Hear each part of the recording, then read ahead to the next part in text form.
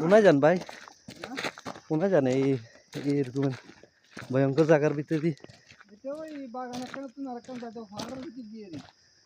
আল্লাহ আল্লাহ আল্লাহ ঠিক আছে। আবার আমরা তো গরম লাগে না, না হেঁটে বেশি আমরা তো সমস্যা, আমরা সবসময় নিয়ে নাহলে তো মরে যাবো।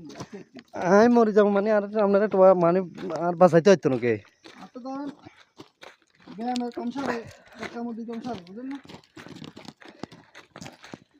এখানে তো সেন্টার মানুষের মারি হালা দিলে কে কইতে পারতো না।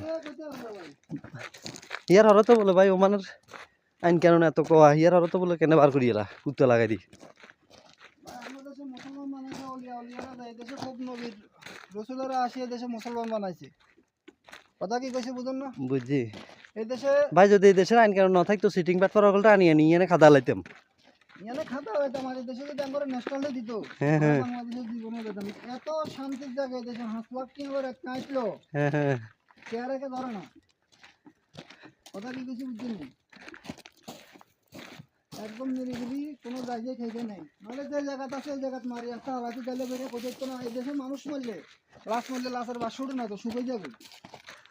হ্যাঁ ভাই, এই খাতা কোনিতে কিয়া থাকে এই এই মরিতে এই হেদে এখন তো এই রাসেল কি সাপ কতক্ষণ আঙ্গত এসে দেখা যায় মাথা হলে হ্যাঁ হ্যাঁ এই সাপেগুলো থাকে।